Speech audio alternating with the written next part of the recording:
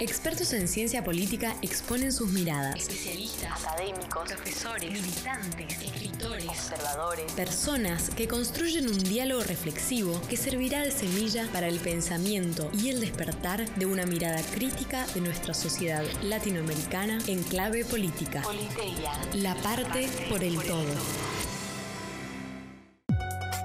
¿Qué tal? ¿Cómo están? Volvemos a encontrarnos en Politeia, la parte por el todo. Hoy con la doctora María Gabriela Ábalos, jueza de la provincia de Mendoza, constitucionalista ella y docente de la Facultad de Derecho de la Universidad Nacional de Cuyo.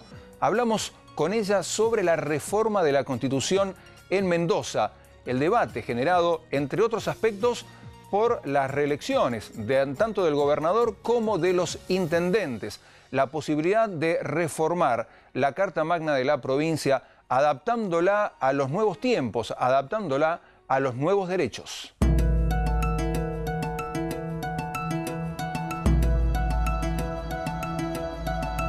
La Constitución de Mendoza, cumpliendo 100 años el año pasado, ha generado todo un debate en torno a la reforma. No es un debate nuevo porque llevamos varias décadas planteándonos los mendocinos la necesidad de ayornar la Constitución.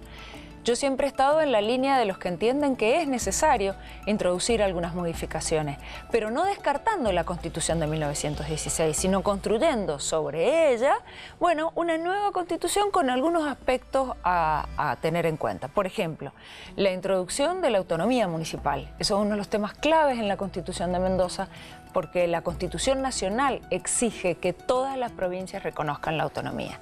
Y Mendoza tiene solamente 18 departamentos, 18 municipios, y creo que debería darse el debate en torno a una reforma que implique, por ejemplo, descentralizar el poder y que no sean solamente 18 ciudades cabeceras, sino más ciudades, villas o pueblos en Mendoza que tengan, por ejemplo, la posibilidad de elegir sus propias autoridades. Pero hay varios temas también que Mendoza debería reformar. Por ejemplo, retocar toda la parte de declaraciones de derechos y garantías, introducir todos los nuevos derechos que aparecen en la Constitución Nacional, con la explicación que hay que dar que hoy, al no tener esos nuevos derechos en la Constitución, no quiere decir que los mendocinos no gocemos de esos derechos, porque sí vienen y están reconocidos en la Constitución Nacional y en los tratados sobre derechos humanos.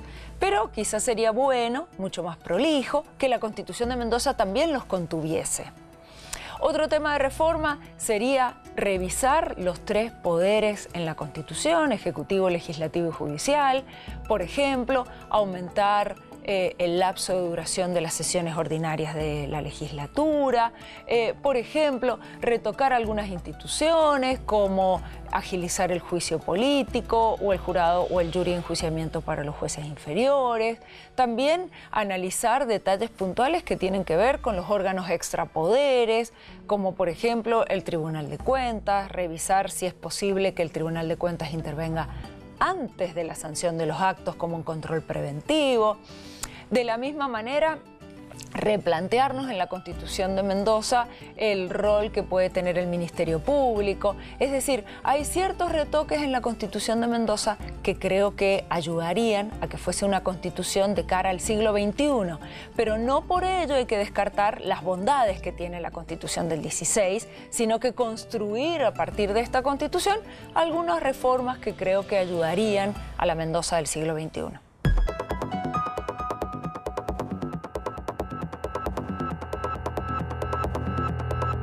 En la reforma de la Constitución de Mendoza, cuando aparece el tema de la reelección del gobernador, en general vienen las especulaciones en torno a el partido gobernante que aplaude esa reelección y el partido que en ese momento es oposición que se opone. Cuando luego cambian los roles y el que estaba en la oposición pasa a ser oficialista, justamente plantea nuevamente estar a favor de la reelección. Ahora bien, si bien la respuesta puede tener que ver con una coyuntura de hoy, de ayer y quizás de mañana, creo que hay un tema de base que los mendocinos tenemos que reflexionar. La reelección en sí en mi opinión, no supone de por sí una institución buena ni mala. Simplemente es una decisión política que tiene que ver con la periodicidad de funciones. Entonces, puede perfectamente Mendoza caminar en la periodicidad de funciones con la habilitación de una reelección, por ejemplo, al gobernador, que si así se hiciese, hay que estudiarlo integralmente con las reelecciones de los intendentes más las reelecciones de legisladores y de concejales, para entonces dar una respuesta global que implique, por ejemplo, admitir una reelección para todos los cargos públicos electivos. Y entonces al gobernador se le habilite una reelección y al intendente se le limiten las reelecciones, porque hoy por hoy los intendentes tienen la posibilidad de reelecciones indefinidas.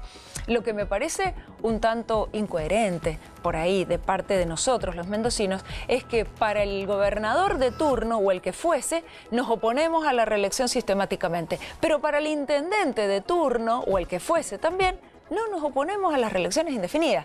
Digo, ¿será posible que los mendocinos elaboremos en esto una respuesta madura, donde digamos límite a todas las reelecciones de forma tal de equilibrar la respuesta republicana y entonces permitir que tanto el gobernador como el intendente, los legisladores como los concejales tengan la posibilidad de, por ejemplo, una reelección y luego nada más, como una respuesta?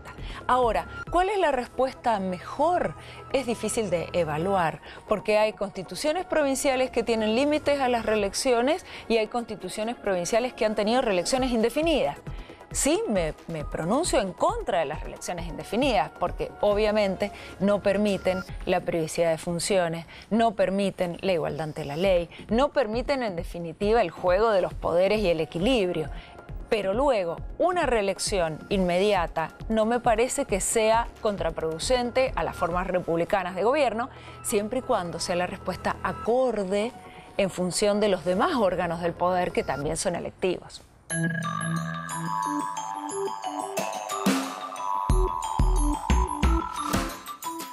El mecanismo de reforma de la Constitución de Mendoza es muy sabio y es muy democrático. ¿Por qué? Porque tiene previsto la discusión en nuestra Cámara de Diputados y de Senadores, en nuestra legislatura.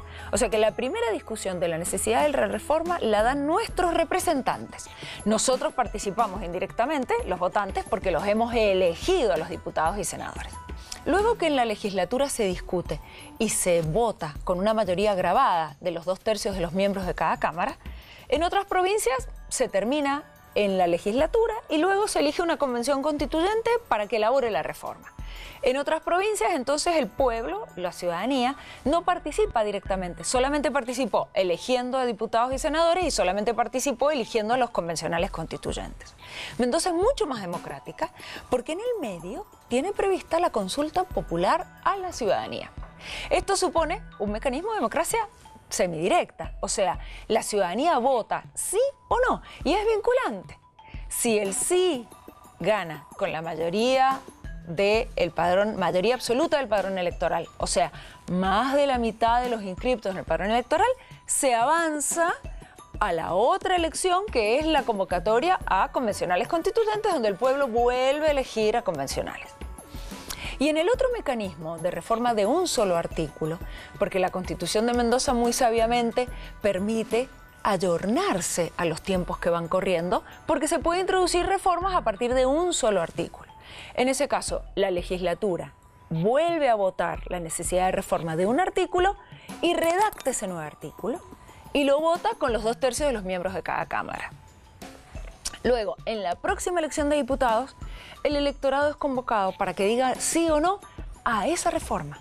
La última vez que utilizamos este mecanismo y que ganó el sí fue en el año 2005, porque los otros dos casos donde se convocó al electorado para reformar el artículo 198 y limitar las reelecciones de los intendentes, y en el otro caso, para reformar el artículo 221 y modificar la palabra electores por votantes, en los dos casos, en el primero del artículo 198 ganó el sí, pero no fue la mayoría de más de la mitad de los inscriptos en el padrón electoral. Y en el último caso ganó el no.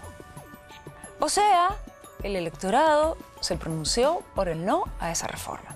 O sea que la última vez que usamos el mecanismo y que ganó el sí fue en el año 2005. Hemos estado escuchando en Politeya a la doctora María Gabriela Ábalos, constitucionalista, jueza de la provincia de Mendoza, sobre el debate en torno de la reforma de la Constitución en nuestra provincia. Con ella cerramos esta segunda temporada de Politeya, la parte por el todo. Nos encontraremos en cualquier momento. Hasta pronto.